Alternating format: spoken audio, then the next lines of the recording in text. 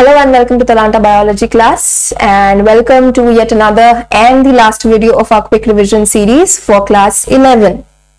আজকে আমরা চলে এসেছি ইউনিট 5 নিয়ে with this series এবং এর আগে আরো 4টে ইউনিটের ভিডিওস আমাদের চ্যানেলে রয়েছে, so please make sure that you go and visit those videos after you complete this lesson. Okay, so যারা অলরেডি জানো, you know the drill. আমরা কোয়েশ্চেন গুলো প্র্যাকটিস করতে করতে যাই along the way as you keep on guessing the answers or selecting the correct answers. I reveal the answers to you. So without further delay, let's begin.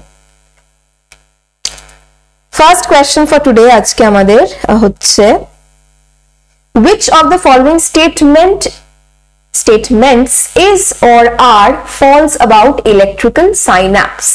Electrical synapse এর মধ্যে ব্যাপারে কোন স্টেটমেন্টটা is false? Remember, it's false statement. First statement বলেছে electrical current can flow directly from one neuron into the other across the synapse. Synapse through দিয়ে electric current flow করে একটা neuron থেকে আরেকটা neuron directly. At electrical synapses, membrane of pre and postsynaptic neurons are in very close proximity. Pre R postsynaptic neuron গুলো খুব close proximity, একদম গায়ে গায়ে থাকে. Electrical synapses are rare in our system. আমাদের সিস্টেমে electrical synapse generally থাকে না.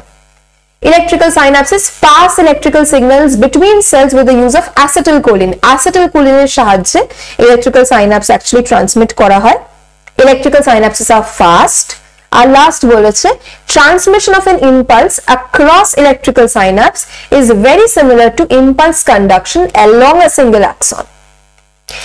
একটা electrical synapse এর through দিয়ে transmission যেভাবে হয়, একটা axonএর মধ্যে দিয়েও transmission সেইভাবেই হয়। ঠিক আছে, তাহলে কোন স্টেটমেন্ট গুলো false? অপশন 1 বলেছে A আর B false, অপশন 2 বলেছে only B false, অপশন 3 বলেছে শুধু D false, আর অপশন 4 বলেছে শুধু E false, মানে ইলেকট্রিক্যাল সাইনাপসেস আর ফাস্ট, ওই স্টেটমেন্টটা শুধু false. So pick your option.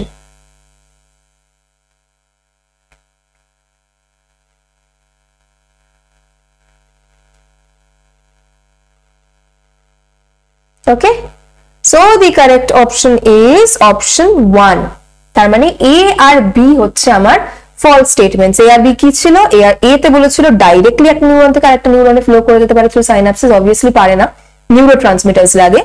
R B বলেছিল pre and post synaptic neurons close প্রক্সিমিটিতে থাকে, যেটা থাকে না, obviously সাইন্যাপটিক ক্লেফট থাকে দুটোর মধ্যে, so they are not in close proximity. Okay, let's move on to the next question. According to sliding filament theory, which of the following statements is correct? Sliding filament theory অনুযায়ী এক নম্বর statement বলেছে actin filaments slide away from A band resulting in shortening of sarcomere. actin filament গুলো A band থেকে সরে যায়, যার জন্য সার্কোমিয়ারটা shorten হয়ে যায়। অপশন 2 বলেছে actin আর myosin filaments একে অপরের উপর স্লাইড করে যাতে সার্কোমিয়ারের লেন্থটা বেড়ে যায়। অপশন 3 বলেছে length of A band does not change. A band এর লেন্থ চেঞ্জ হয় না। আর অপশন 4 বলেছে I band increases in length. I band এর লেন্থ ইনক্রিজ হয়। ওকে, কোনটা correct option? Please have your pick.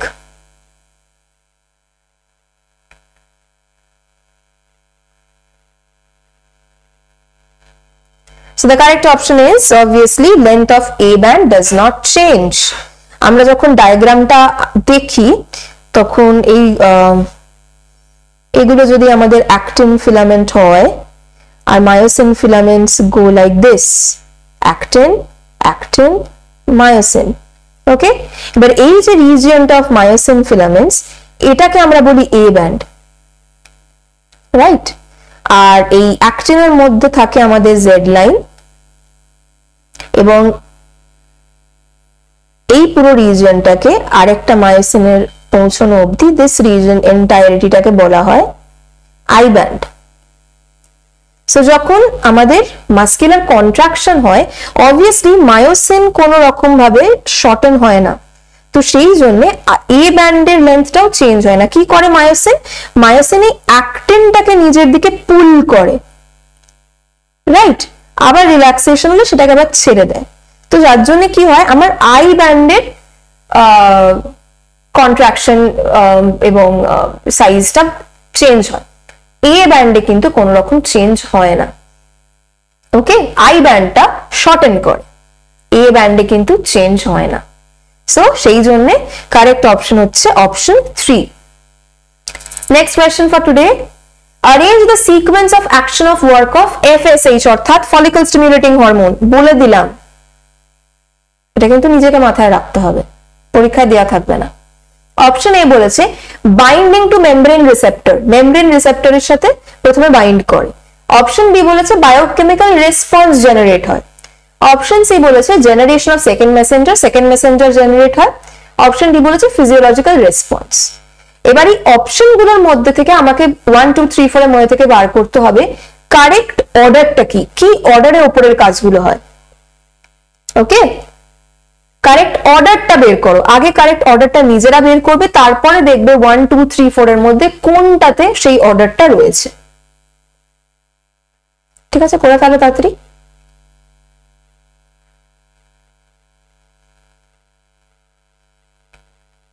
So the correct order is option 2, A C B D অর্থাৎ প্রথমে FSH গিয়ে মেমব্রেন রিসেপ্টরে বাইন্ড করবে, তারপর বাইন্ডিংটার ফলে সেকেন্ড মেসেঞ্জার জেনারেট হবে, সেকেন্ড মেসেঞ্জার জেনারেট করার পরে বায়োকেমিক্যাল রেসপন্স হবে। বায়োকেমিক্যাল রেসপন্স মানে কোনো রকম প্রোটিনস তৈরি হবে। ঠিক আছে, আর বায়োকেমিক্যাল রেসপন্সটার ফলে হবে একটা ফিজিওলজিক্যাল রেসপন্স, অর্থাৎ যে প্রোটিনস গুলো তৈরি করছে, যে হরমোনস গুলো তৈরি করছে, সেগুলো ফার্দার গিয়ে অন্যরকম কাজ করবে। ঠিক আছে, this is the correct order. Let's move on to the next question. Read the following statements and choose the right option. কি কি স্টেটমেন্ট দেওয়া আছে? এ বলছে calcitonin is non iodized hormone secreted by parafollicular cells of the thyroid gland. Iodine থাকে না ক্যালসিটোনিনে, আর thyroid গ্ল্যান্ডের প্যারাফলিকুলার সেলগুলো থেকে এই হরমোনটা বেরোয়। অপশন বি বলছে maximum iodine is stored in the thyroid gland, সবচেয়ে বেশি আয়োডিন থাইরয়েড গ্ল্যান্ডে স্টোর করা থাকে। অপশন সি বলছে টিসিটি, আগে আমি বলছি না কিন্তু, এবার আমি আর ফুল ফর্মটা বলে দেবো না। TCT is a hypocalcaemic factor, ক্যালসিয়ামের পরিমাণ কমিয়ে দেয় ব্লাডে। Calcitonin regulates the blood calcium levels. কোনটা এর মধ্যে কারেক্ট না রং স্টেটমেন্টস? অপশন 1 বলছে সবকটা কারেক্ট স্টেটমেন্ট, অপশন 2 বলছে সবকটা রং স্টেটমেন্ট, অপশন 3 বলছে শুধু এ বি আর সি টা কারেক্ট স্টেটমেন্ট, অপশন 4 বলছে শুধু ডি টা correct statement. Give you answer.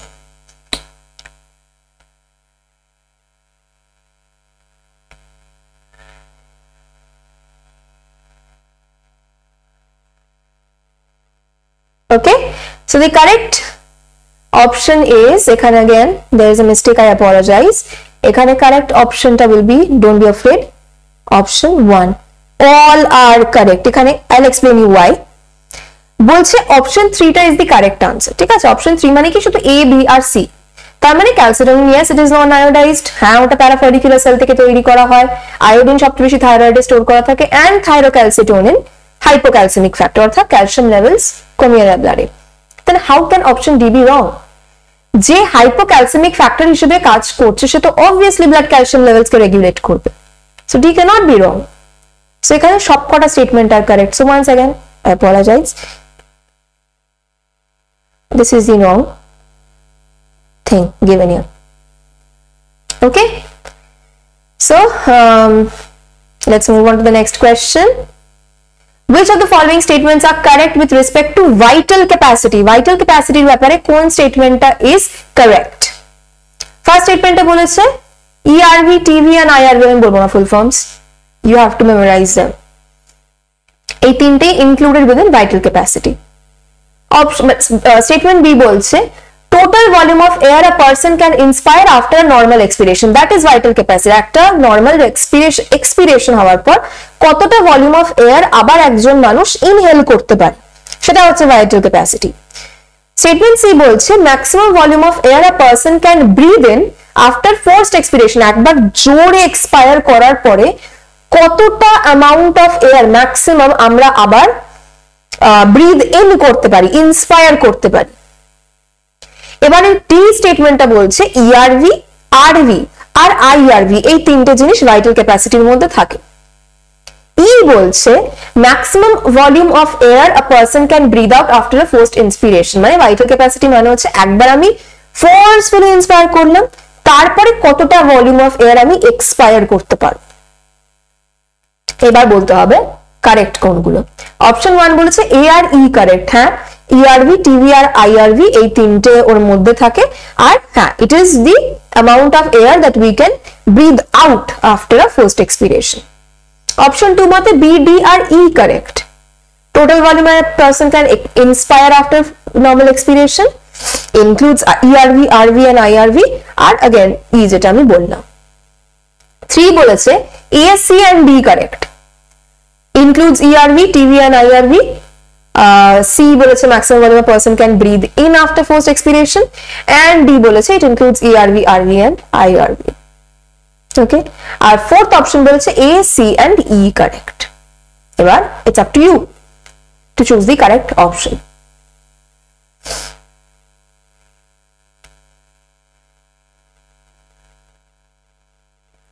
Okay, I hope that you have come up with the option. The correct option obviously is option A, C and E, অর্থাৎ it includes ERV, TV and IRV, expiratory reserve volume, tidal volume and inspiratory reserve volume, এই তিনটেই vital capacity এর মধ্যে included।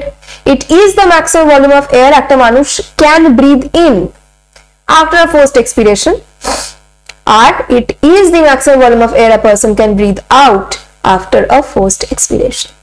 So A, C and E correct. ওকে, এই volumes গুলো কিন্তু প্রচন্ড important. শুধু ভাইটাল ক্যাপাসিটি নিয়ে কোয়েশ্চেন এসেছে বলে শুধু ভাইটাল ক্যাপাসিটি পড়বো তা নয়, অল দি ভলিউমস আর super important, super important. Okay, next question কি আমাদের, which enzyme is responsible for conversion of inactive fibrinogens to fibrins? প্রচন্ড easy, do it. Thrombokinase, thrombin, renin, epinephrine কোনটা কনভার্সন করায় inactive fibrinogens to fibrins? Which one? Come on, do it fast. Obviously it's thrombin। আমার সেই last রিঅ্যাকশনটা in the entire cascade of events, prothrombin থেকে thrombin তৈরি হওয়ার পর সেই থ্রম্বিনটা acts as an enzyme in order to convert our soluble fibrinogens into insoluble fibrins. So obviously it's thrombin. Seventh question for today, চারটে statement আছে regarding human blood circulatory system. এক নম্বর বলেছে আর্টারিজ থিক ওয়ালড হয় আর ন্যারো লিউমেন থাকে in comparison to veins। Option B বলেছে angina is acute chest pain when blood circulation to the brain is reduced। ব্রেনে যখন blood circulation reduced হয়ে যায় তখন angina আর কি একটা acute chest pain হয়, সেটার নাম। C বলেছে persons with blood group AB can donate blood to any person with any blood group under the ABO system। আর অপশন ডি বলেছে calcium ions play a very important role in blood clotting. Calcium আয়ন্সরা খুব important একটা role play করে in blood clotting. Which of the above statements are correct? Correct statement কোনগুলো? A and D, নাকি A and B, নাকি B and C, নাকি C and D? Come on, have your pick.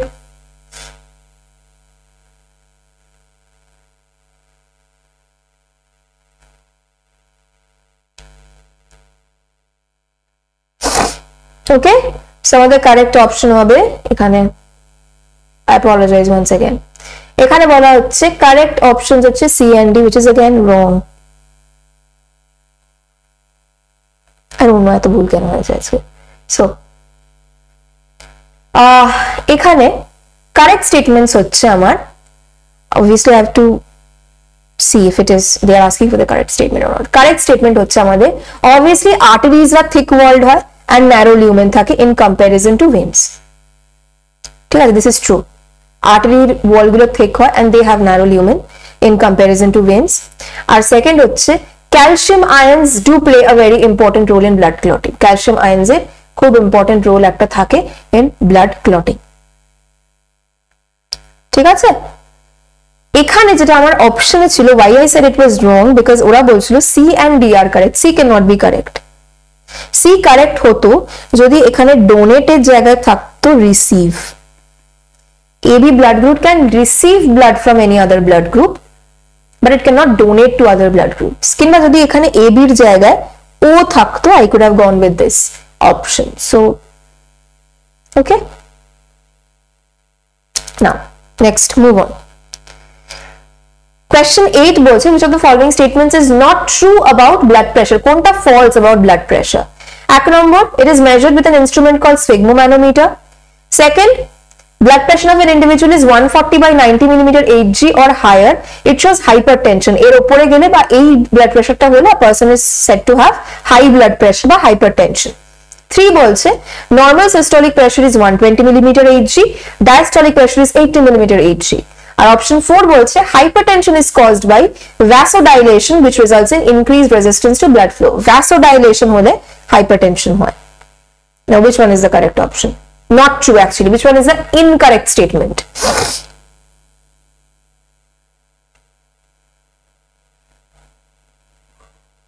Okay, so the incorrect statement here is obviously option 4. কারণ vasodilation মানে কি, আমি আমার blood vessels এর ডায়ামিটারটাকে বাড়িয়ে দিচ্ছি। যখন ডায়ামিটার বাড়িয়ে দেব তখন অবভিয়াসলি প্রেসার কমে যাবে অন দ্য ওয়ালস, প্রেসার কমে যাবে, ব্লাড প্রেসার কমে যাচ্ছে, ব্লাড প্রেসার কমে গেলে we not call it hypertension. So এটা যদি vasoconstriction থাকতো তাহলে this statement would have been correct, কিন্তু এখানে যেহেতু vasodilation আছে, this is not correct, this is the incorrect statement. So okay, option 4 is the correct answer. Let's come to question 9. Which of the following is correctly matched? Afferent arterioles বলছে কি করে, carry blood away from glomerulus towards renal vein. renal vein থেকে blood carry করে renal মানে glomerulus থেকে blood carry করে renal vein এ। কারা? afferent arterioles রা। Second বলছে podocytes, excuse me, they create slit pores for filtration of blood into Bowman's capsule. pores create করে Bowman's capsule এর মধ্যে যাতে filtration হতে পারে। আর হেনরিজ বলছে reabsorption of major substances from filtrate. major reabsorptionটা বলছে হেনরিজ রূপে হয়। DCT বলছে reabsorption of potassium ions into surrounding blood capillaries. reabsorb করে দেয় surrounding potassium ions গুলোকে surrounding blood capillaries এর মধ্যে, which is correctly matched, not incorrect. correctly matched কোনটা?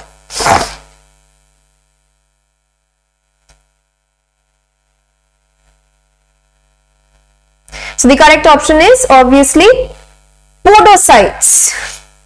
Option 2, podocytes are yes, these are cells যারা pores create করে যাতে আমার ব্লাডটা ফিল্টার হয়ে গ্লোমেরুলাস থেকে এন্টার করে Bowman's capsule এ আসতে পারে। Okay, and our last question for this series,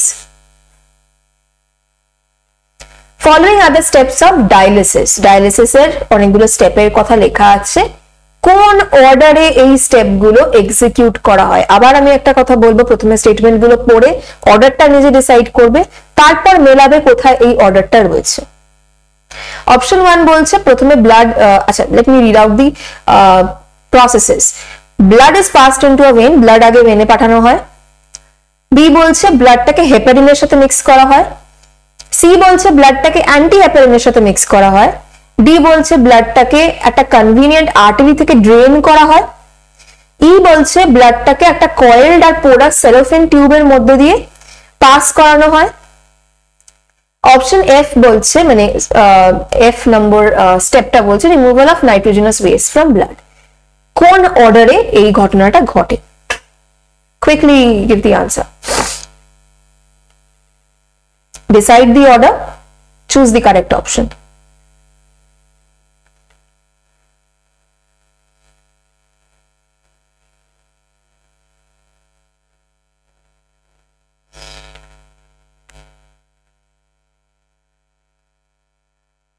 Okay, I guess you have done it.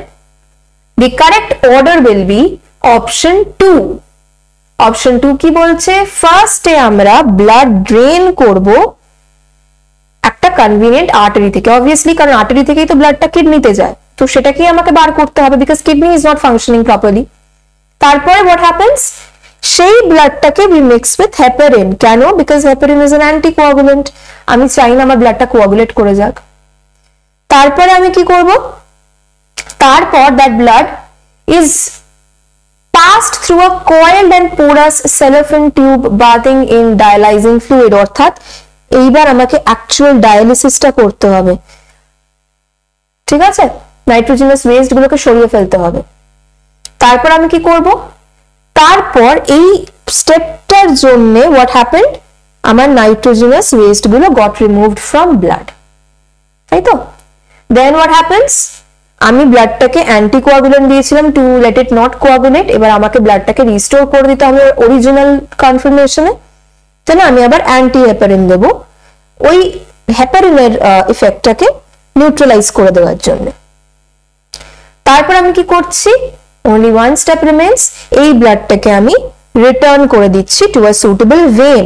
and why, কারণ অবভিয়াসলি কিডনি থেকে বেরিয়ে রিনাল ভেনের থ্রু দিয়েই ব্লাডটা পৌঁছবে আবার হার্টে, সো সেই ভেনে আমাকে আবার ব্লাডটাকে ফেরত দিয়ে দিতে হবে। this is how dialysis works. okay, this is your explanation, and with this we come to the end of the entire series of quick revision for the syllabus of class 11. আমি আশা করব I could make some difference in your preparation for boards or for NEET. আর যদি you actually feel benefited from these videos, please do like, share and subscribe to the channel to let me know that yes, these videos mean something for you, so that I can come up with more of such videos. Okay, do check the previous videos for all the 4 units in the channel, and thank you for investing so much of your time. Thank you.